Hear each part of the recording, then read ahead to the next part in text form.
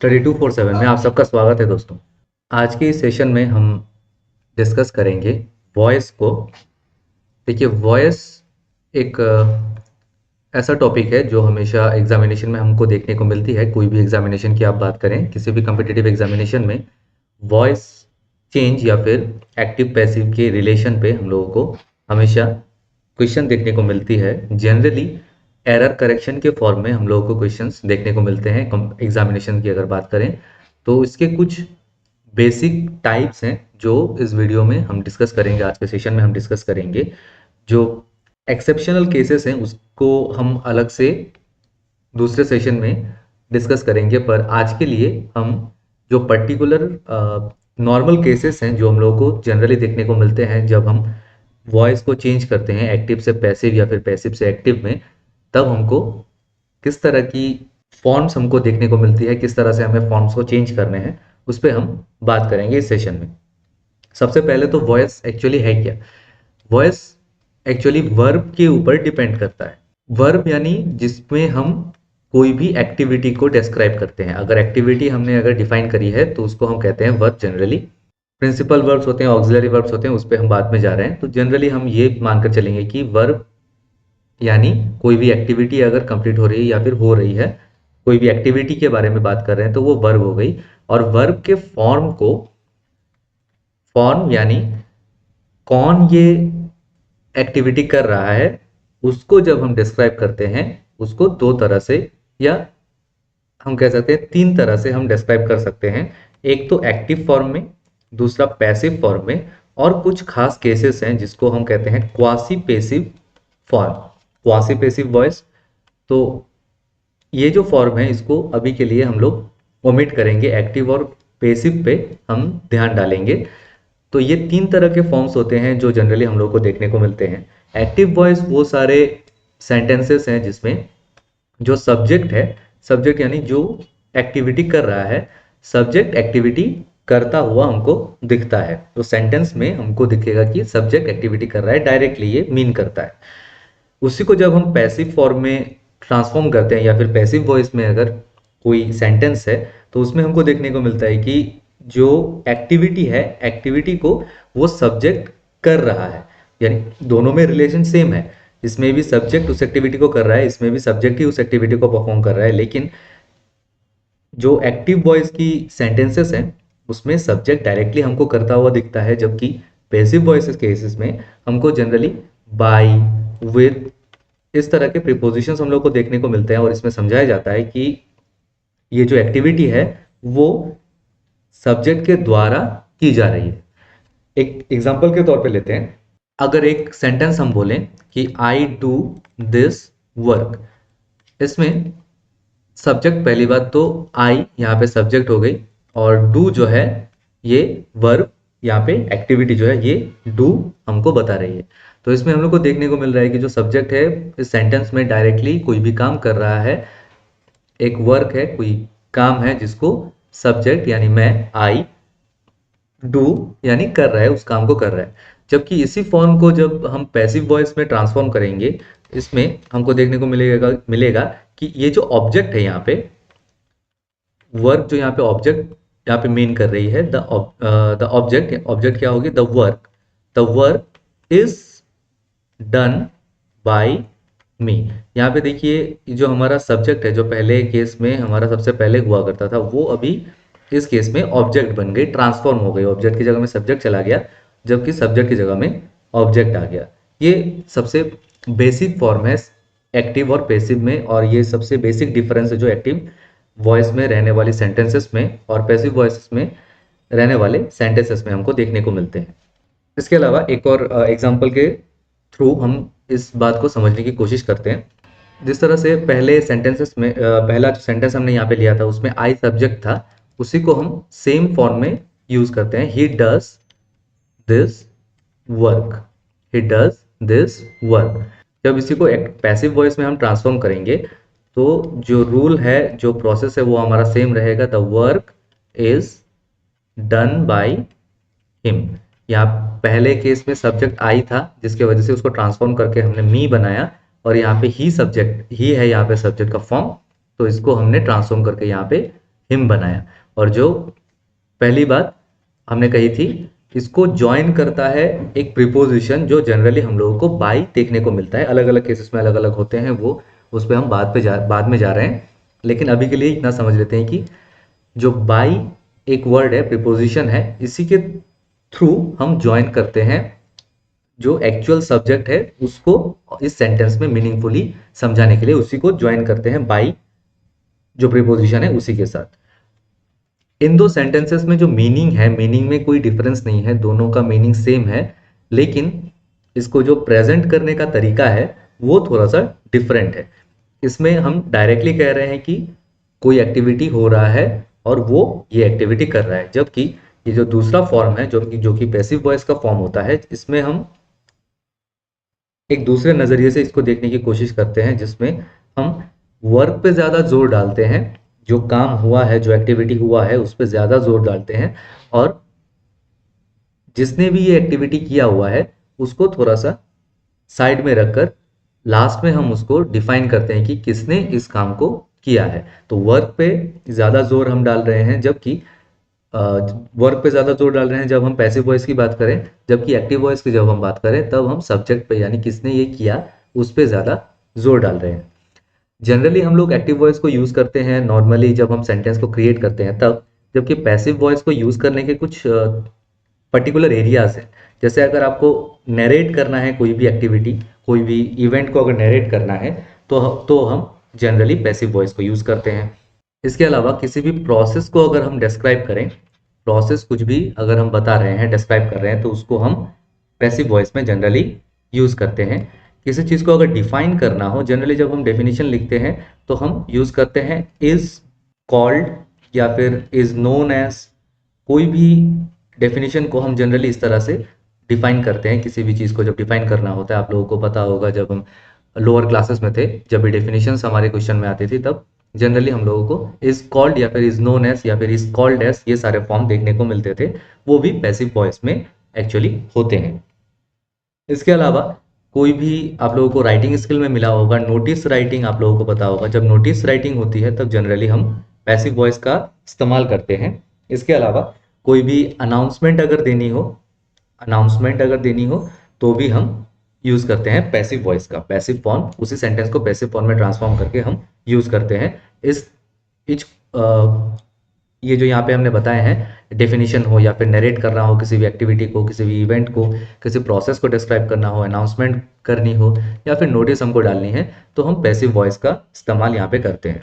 For example, जब हम narrate करते हैं किसी भी इवेंट को, जब हम नरेट करते हैं तब हम यूज करते हैं पैसिव वॉइस को। जैसे अगर हम लोगों को किसी भी चीज की मैन्युफैक्चरिंग प्रोसेस को हमें डिस्क्राइब करनी है तो हम पैसिव वॉइस का यूज करते हैं।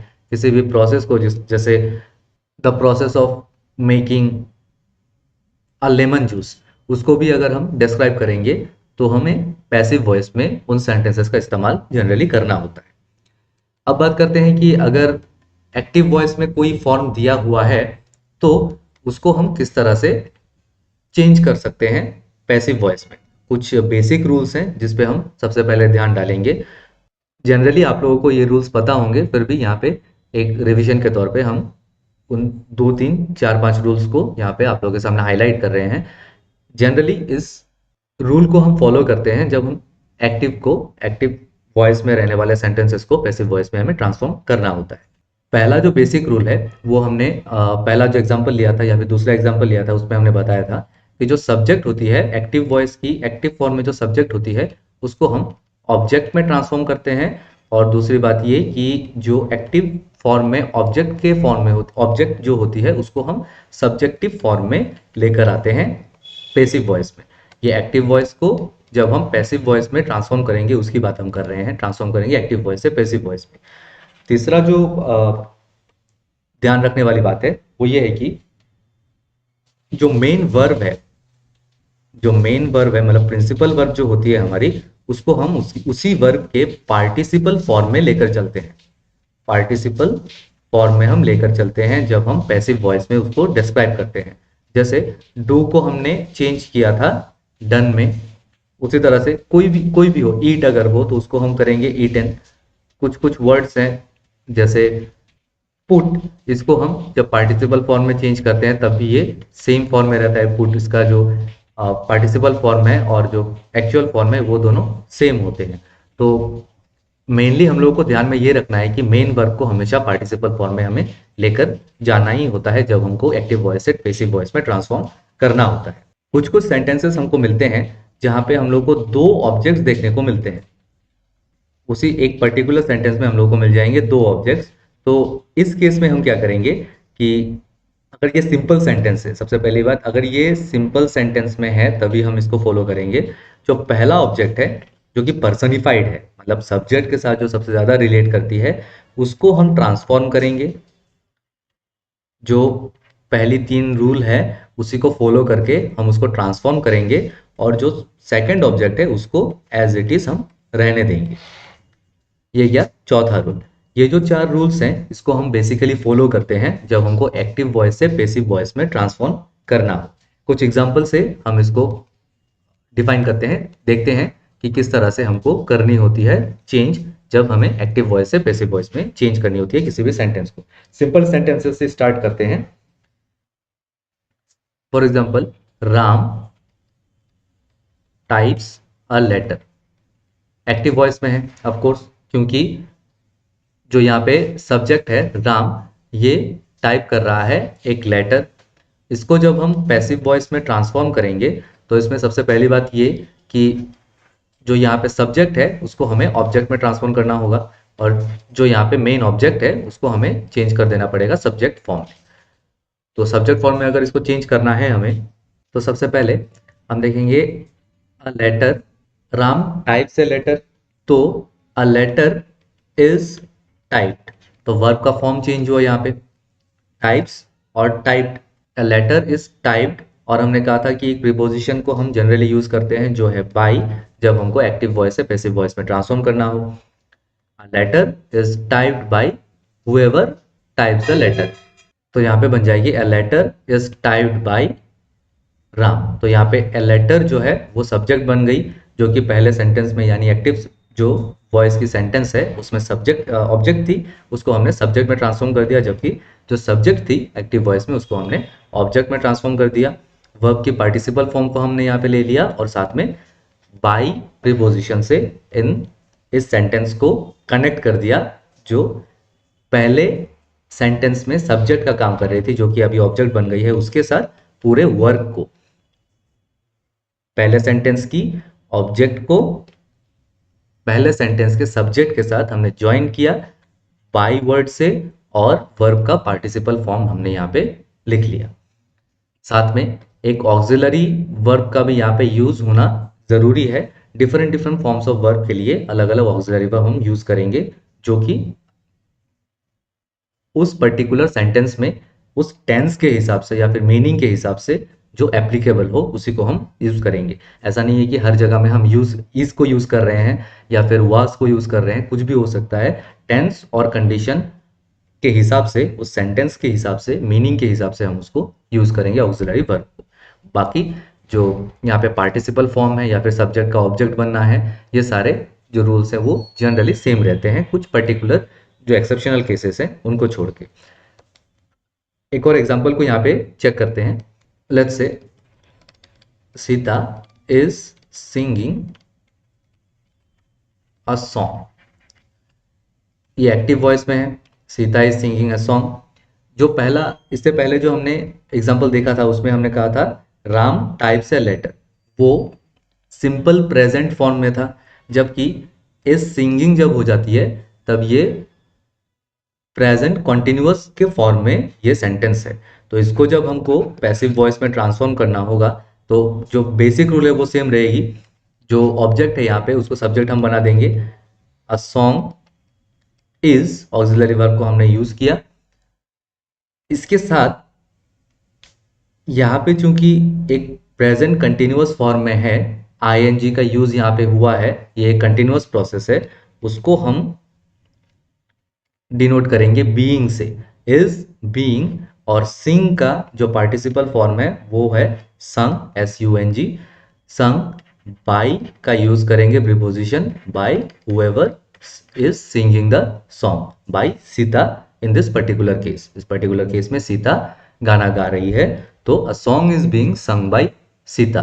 तो आप लोगों ने देखा कि अलग अलग सेंटेंस के फॉर्म के साथ जो हमारा ऑक्सिलरी वर्ब यहाँ पे हम यूज करते हैं वो हमारा चेंज होता जाता है। एक और एग्जांपल से इस केस को समझने की कोशिश करते हैं। He has called me. देखिए यहाँ पे जो टेंस का फॉर्म है वो फिर से चेंज हुआ है, ये प्रेजेंट परफेक्ट टेंस में है, एक्टिव वॉइस में ये सेंटेंस है। जब इसको पैसिव वॉइस में हम ट्रांसफॉर्म करेंगे तो जो ऑब्जेक्ट है उसको सबसे पहले तो हमें सब्जेक्ट में चेंज करना होगा। यहाँ पे ऑब्जेक्ट है मी, तो मी का जो सब्जेक्ट फॉर्म होगा वो बन जाएगा आई। तो इसके बाद हमको करना है जो ऑक्सिलरी वर्ब है उसका यूज, जो इस कंडीशन में जो भी एप्लीकेबल ऑक्सिलरी वर्ब है उसको हमें यूज करना है इस फॉर्म में, इस पर्टिकुलर सेंटेंस में। यहां पे हम यूज करेंगे आई हैव बीन। ये पर्टिकुलर फॉर्म्स है ऑक्सिलरी वर्ब्स के जो कि यूज होते हैं इन केसेस में। कभी भी आप लोगों को प्रेजेंट परफेक्ट टेंस देखने को मिले तो हमेशा ही हैव बीन का हम यूज करते हैं। तो आई हैव बीन जो वर्ब का पार्टिसिपल फॉर्म है, जो कि यहाँ पे प्रेजेंट परफेक्ट टेंस होने की वजह से पार्टिसिपल फॉर्म में पहले से ही है। I have been called, by का यूज करेंगे, बाय ही को जब हम ट्रांसफॉर्म करेंगे ऑब्जेक्ट फॉर्म में तो वो बन जाएगा him. He has called me को हम जब चेंज करेंगे तो फाइनली हमारा बनता है I have been called by him. एक फ्यूचर सेंटेंस को भी हम यूज करके देखते हैं कि उसको किस तरह से हम ट्रांसफॉर्म करते हैं। एक सिंपल फ्यूचर टेंस के सेंटेंस को हम यहाँ पे यूज करते हैं। लेट्स से यू विल प्ले क्रिकेट। एक सेंटेंस है जो कि एक्टिव फॉर्म में है, पैसिव फॉर्म में हमें ट्रांसफॉर्म करना है। तो सबसे पहले जो पहला जो सेंटेंस है एक्टिव वॉइस में जो सेंटेंस है उसके ऑब्जेक्ट को हम चेंज करेंगे सब्जेक्ट में, जो कि यहाँ पे है क्रिकेट। यहाँ पे जो टेंस का फॉर्म है वो है सिंपल फ्यूचर टेंस, या यूं कहें कि फ्यूचर इंडिफिनिट टेंस जिसे हम कहते हैं। उसके पार्टिसिपल फॉर्म को यहाँ पे यूज करेंगे जबकि टेंस हमको सेम रखनी है। तो जब हमको टेंस सेम रखनी है तो वो ऑलमोस्ट एक फ्यूचर परफेक्ट टेंस में चेंज हो जाएगी। तो वो क्या हो जाएगी, क्रिकेट विल बी हम यूज करते हैं, विल बी का यूज करते हैं जब हम परफेक्ट टेंस का यूज करते हैं। पर्टिकुलर केसेस में हम यूज करते हैं will be. Cricket will be, play का पार्टिसिपल फॉर्म हमको यूज करना है, cricket will be played by, by का हमने यूज किया। और यू का जब हम चेंज करते हैं सब्जेक्ट से ऑब्जेक्ट के रूप में वो सेम रहती है बाय यू। तो इस सेंटेंस को जब हम चेंज करते हैं यू विल प्ले क्रिकेट को, वो बन जाएगी cricket will be played bye you. Basic rule पे बेस करके ही ये सारे सेंटेंसेस को हम ट्रांसफॉर्म करते हैं। इसके अलावा कुछ अलग तरीके के सेंटेंसेस हमको मिलते हैं जहाँ पे पूरी जो सेंटेंस है इतनी सिंपल ना होकर थोड़ी सी लंबी होती है, उसको भी सेम फॉर्म में सेम रूल में हम चेंज करते जाएंगे। जहाँ पे सब्जेक्ट डिफाइंड ना हो वहाँ पे हम या तो सब्जेक्ट को खुद से डिफाइन कर सकते हैं कभी कभार, या फिर हमको सब्जेक्ट डिफाइन नहीं करना होता, जैसा सेंटेंस है वैसा ही हम उसको रहने देते हैं। फॉर एग्जाम्पल आप लोगों को कई बार लोअर क्लासेस में ये क्वेश्चन मिला होगा, या डू दिस वर्क या फिर इजिली हम कहते हो डू इट। दो सेंटेंसेस को हम यहाँ पे लेते हैं, पहला है डू दिस वर्क और दूसरा है डू इट। तो इसमें जो सब्जेक्ट है उसको यहाँ पे साइलेंट रखा गया है, यहाँ पे सब्जेक्ट को डिफाइन नहीं किया गया है जब हम सेंटेंस को यहाँ पे देखें। तो इसको जब हमको ट्रांसफॉर्म करना है तो यहाँ का जो ऑब्जेक्ट है उसको हम सब्जेक्ट में ट्रांसफॉर्म करेंगे। ये वाला जो रूल है उसको हम बेसिकली फॉलो करते ही हैं, और उसके लिए हम क्या करते हैं, एक वर्ड का यूज करते हैं जो है लेट। तो ये इस सेंटेंस को क्या करेंगे, let this work be done. Do का पार्टिसिपल फॉर्म हमने डन रखा, और जनरली जब हम बाय यूज करते हैं तब हमको कोई एक ऑब्जेक्ट यहाँ पे डिफाइन करनी होती है, जो कि एक्चुअली होती है पहले वाले सेंटेंस की, यानी एक्टिव सेंटेंस की सब्जेक्ट। क्योंकि यहाँ पे सब्जेक्ट साइलेंट है तो हमें बाय का यूज करना जरूरी नहीं है। इसको अगर हम एक्चुअली मीन करें तो let this work be done by you होनी चाहिए थी, बट बाय यू यहाँ पे कहने का कोई मतलब नहीं है, क्योंकि ये जो सेंटेंस है ये अपने आप में कंप्लीट है, और डू दिस वर्क का मतलब यही बनता है कि यू जो सब्जेक्ट होगा उसी को ये काम करनी है। उसी तरह से अगर डू इट की भी हम बात करें, इस सेंटेंस को हम कंसिडर करें, इसमें भी काम को करना जो सेकंड पर्सन है उसी को करना है, तो इसको भी जब हम ट्रांसफॉर्म करेंगे सेम प्रोसेस हम फॉलो करेंगे। Let this be done, let this be done. यहाँ पे वर्क को हमने यहाँ पे डिफाइन किया, ऑब्जेक्ट को, यहाँ पे दोनों ही साइलेंट हैं, तो हमको बस इतना समझाना है कि ये काम हो जाना चाहिए। जो let this be done subject में कंप्लीटली मीन कर जाती है, इसमें हम लोगों को कोई भी बाय यू या फिर बाय हिम ये सब जो वर्ड्स हैं यूज करने की हमें कोई ज़रूरत नहीं है। ये कुछ पर्टिकुलर केसेस है जो हम लोगों को देखने को मिलते हैं कभी कभार। या फिर अगर हम कहें एक और simple sentence, open the door, इसको जब हम ट्रांसफॉर्म करेंगे सेम हम प्रोसेस फॉलो करेंगे। Let the door be opened, open का पार्टिसिपल फॉर्म, उसको रेनफोर्स करने के लिए, सपोर्ट करने के लिए बी का यूज हमने किया, जो कि यहाँ पे भी हमने किया हुआ है और यहाँ पे भी हमने किया हुआ है। जब सब्जेक्ट डिफाइंड नहीं है, लेट से हम यूज कर देते हैं, late the door be open. एक और थोड़ा सा कॉम्प्लेक्स एक सेंटेंस को कंसिडर करते हैं एग्जाम्पल के लिए, जिससे ये जो फॉर्म्स हैं ये थोड़े से क्लियर हो जाएंगे। देखते हैं एक सेंटेंस, कहते हैं टेल हिम टू गो। देखिए डू इट या फिर open the door, do this work, ये डायरेक्टली जो सेकंड पर्सन है उसको समझा रहा है, और इसमें किसी को कहने का या फिर किसी से करवाने का कोई बात नहीं आ रहा। जबकि यहाँ पे फर्स्ट पर्सन बोल रहा है सेकंड पर्सन को to complete the activity, activity को कंप्लीट करने को बाय द थर्ड पर्सन, जो कि यहाँ पे है हिम। इसको जब हम ट्रांसफॉर्म करेंगे तो लेट से हम यूज करेंगे, स्टार्ट करेंगे, लेट हिम बी टोल्ड। यहाँ पे टेल है तो उसका पार्टिसिपल फॉर्म आ जाएगा टोल्ड, इसको सपोर्ट करने के लिए auxiliary form be, let him be told to go. आप लोगों को लग रहा होगा कि ये तो ऑब्जेक्ट होना चाहिए, इसको हमने सब्जेक्ट में ट्रांसफॉर्म क्यों नहीं किया, लेकिन ये एक्चुअली ऑब्जेक्ट नहीं है, तो जिसके वजह से ये एक्चुअली एक्टिविटी है, जो कि सेकंड एक्टिविटी है। दो ऑब्जेक्ट्स अगर होंगे, हमने कहा था अगर दो ऑब्जेक्ट्स होंगे तो यहाँ पे क्या होगा, टेल जो है, टेल हिम टू गो, इन दोनों में जो पर्सनिफाइड ऑब्जेक्ट है, जो एक्चुअली करना है वो बोलने का काम है, टेल जो यहाँ पे वर्ब है उसका यूज होगा, और ये जो दूसरा वर्ब है यहाँ पे, दूसरा जो फॉर्म है ऑब्जेक्ट जो यहाँ पे है वो सेकेंडरी बन जाती है, तो उसको हम उसी फॉर्म में रहने देंगे। हमने कहा था एज इट इज हम रख देंगे, और जो पहला जो सब्जेक्ट के साथ जो रिलेट करता है वर्ब का फॉर्म, उसको हम जिस तरह से पैसिव वॉइस को ट्रांसफॉर्म करते हैं उसी रूल को मानकर एक ऑक्सिलरी वर्ब का हमने यहाँ पे यूज किया, और साथ में वर्ब का पार्टिसिपल फॉर्म को यहाँ पे ट्रांसफॉर्म कर दिया। पार्टिसिपल फॉर्म को यूज किया, टेल का पार्टिसिपल फॉर्म टोल्ड हो गया, और बाकी to go as it is हमने रख दिया। ये पर्टिकुलर सेंटेंस है। इस तरह के सेंटेंसेस भी आप लोगों को देखने को मिल सकते हैं।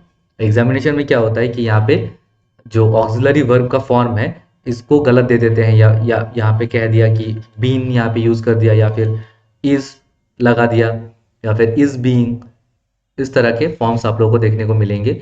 और जो पार्टिसिपल फॉर्म है वर्ब का, ये भी कभी कभार चेंज नहीं होती है जब हमको सेंटेंस करेक्शन की क्वेश्चंस आती है। ऐसा आपको मिल सकता है let him be telling to go, इस तरह के क्वेश्चंस आप लोगों को देखने को मिलते हैं जब एरर करेक्शन में वॉइस का यूज होता है। जब पैसिव वॉइस को हम यूज करते हैं, चार सेंटेंसेस होते हैं, उनमें से करेक्ट सेंटेंस को या फिर जो गलत सेंटेंस है उसको हमको निकालना होता है, तो इन फॉर्म्स में जनरली गलती हम लोग को देखने को मिलती है। स्पेलिंग की गलती जनरली हम लोग को यहाँ पे देखने को नहीं मिलती है, और हम लोग को इग्नोर भी करना होता है कभी कभार अगर प्रिंटिंग मिस्टेक भी हो जाए तो जनरली हम लोगों को जो वर्ब की फॉर्म है या फिर जो रूल है वो फॉलो कर रहा है कि नहीं, वो हमको चेक करना होता है जब हमको एग्जामिनेशन में क्वेश्चन को अटेम्प्ट करना होता है। आप लोगों को पता होगा कि अलग अलग तरह के सेंटेंसेस हैं, जैसे असर्टिव सेंटेंस, इंपरेटिव सेंटेंस या फिर इंटरोगेटिव सेंटेंस। ऑप्टेटिव सेंटेंस को तो हम जनरली ओमिट करते हैं, ऑप्टेटिव सेंटेंस भी होते हैं किसी किसी तरह के। तो ये सारे जो टाइप के सेंटेंसेस हैं, उनके जो रूल्स हैं, एक्चुअली जो बेसिक रूल है वो सेम है, पर उनके फॉर्म्स में थोड़े थोड़े डिफरेंसेस हम लोगों को देखने को मिलते हैं। एग्जाम्पल से देख लेते हैं। एक इंपरेटिव सेंटेंस को पकड़ते हैं, सबसे पहले हम एक इंटरोगेटिव सेंटेंस को पकड़ते हैं, जो कि जनरली WH क्वेश्चन या फिर H क्वेश्चन से स्टार्ट होते हैं। फॉर एग्जाम्पल हमने कहा कि did you see the man. एक क्वेश्चन है, इंटरोगेटिव ये सेंटेंस है, पर ये एक्टिव फॉर्म में है। इसको हमें जब पैसिव फॉर्म में ट्रांसफॉर्म करना है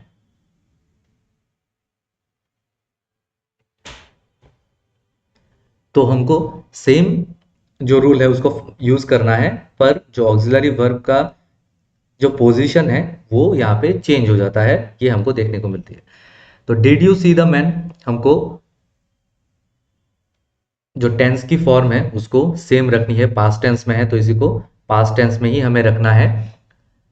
हम यूज करेंगे was का, क्योंकि ये क्वेश्चन है। was द मैन, सब्जेक्ट हमने इसको चेंज कर दिया, जो कि ऑब्जेक्ट है उसको हमने सब्जेक्ट बना दिया, जबकि यहाँ पे जो ऑब्जेक्ट थे उसको हम बना देंगे सब, यहाँ पे जो सब्जेक्ट थी उसको हम बना देंगे ऑब्जेक्ट, और यहाँ पे जो ऑब्जेक्ट है उसको हमने ऑलरेडी यहाँ पे सब्जेक्ट बना दिया। उसके बाद हमको वर्ब का फॉर्म चेंज करना है, और अगर जरूरत पड़े तो ऑक्सिलरी वर्ब का वहां पे यूज करना है। was the man seen by you, ये होगी करेक्ट फॉर्म।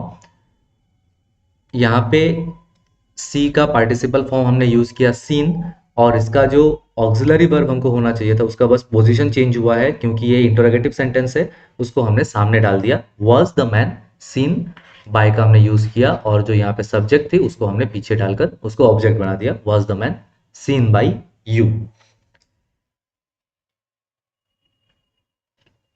एक और सिंपल सेंटेंस को लेते हैं।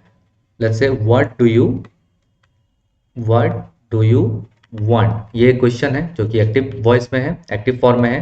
इसको जब हम पैसिव वॉइस में ट्रांसफॉर्म करेंगे सेम रूल हम फॉलो करेंगे। व्हाट डू यू वांट, जब हम इसका भी इंटरोगेटिव फॉर्म इसका हम चेंज नहीं कर सकते, तो इंटरोगेटिव फॉर्म में भी इसका जो फर्स्ट वर्ड होगा वो वर्ड से ही स्टार्ट होगा। व्हाट इज वांट का पार्टिसिपल फॉर्म, ऑक्सिलरी फॉर्म को हम ऑक्सिलरी वर्ब को हमने यूज कर लिया, इसका पार्टिसिपल फॉर्म हमको लाना है। व्हाट इज वांटेड बाय का हम यूज करेंगे, जो सब्जेक्ट है यहाँ पे उसको हम ऑब्जेक्ट में यहाँ पे ट्रांसफॉर्म कर देंगे। What is wanted bye you, जो कि एक इंटरोगेटिव सेंटेंस है। इसी तरह से हमने जो पहले एग्जांपल्स देखे थे वो सारे जनरली असर्टिव सेंटेंसेस थे। डू इट या फिर डू दिस वर्क, ये सारे इंपेरेटिव सेंटेंस थे, क्योंकि इसमें ऑर्डर दिया गया था। तो उस तरह के जो क्वेश्चंस हैं उसको हमने यहाँ पे डिस्कस किया, इंटरोगेटिव सेंटेंस को हमने यहाँ पे डिस्कस किया। एक दो और इंपेरेटिव सेंटेंस को हम यहाँ पे देख लेते हैं। अगर रिक्वेस्ट है, हमने जो दो एग्जांपल्स देखे थे, दो तीन एग्जांपल देखे थे, वो सारे ऑर्डर थे। अगर रिक्वेस्ट है please do the work, let's say please do the work, तो इसमें एक रिक्वेस्ट बताया जा रहा है, एक्टिव फॉर्म में है, यहाँ पे एक रिक्वेस्ट बताया जा रहा है। ये आप लोगों को समझना होगा कि किस तरह का सेंटेंस यहाँ पे दिया हुआ है। जब नरेशन भी जब हम चेंज करते हैं तब भी हम लोगों को इस बात का ध्यान रखना पड़ता है कि किस सेंटेंस में एक्चुअली जो सेंटेंस हमको दिया हुआ है, गिवन सेंटेंस है, वो किस सेंटेंस में बिलोंग कर रहा है, किस कैटेगरी में बिलोंग कर रहा है, वो हम लोग को पहले से डिफाइन या फिर पहचानना होता है, उसको आइडेंटिफाई करना होता है, और उसी के बाद हम ट्रांसफॉर्म कर सकते हैं। क्योंकि जब भी हम ट्रांसफॉर्म करेंगे किस तरह की ये सेंटेंस है उसको यूज करना हमको हमारे लिए जरूरी है। जब ये एक्टिव वॉइस में है और ये रिक्वेस्ट है, जब हम इसको पैसिव वॉइस में ट्रांसफॉर्म करेंगे तो हम यहाँ पे जो साइलेंट ऑब्जेक्ट है यहाँ पे उसको हम यूज करें, जो साइलेंट सब्जेक्ट है यहाँ पे, सॉरी, जो साइलेंट सब्जेक्ट है उसको हम यूज करेंगे। एक्चुअली होना चाहिए था you please do the work. तो यू यहाँ पे ज़रूरी नहीं था, जिसकी वजह से हम इसको ओमिट करते हैं, लेकिन जब हम इसको पैसिव वॉइस में डालेंगे तब यहाँ पे ज़रूरी हो जाता है उसी सब्जेक्ट को ऑब्जेक्ट बनाना। तो यू आर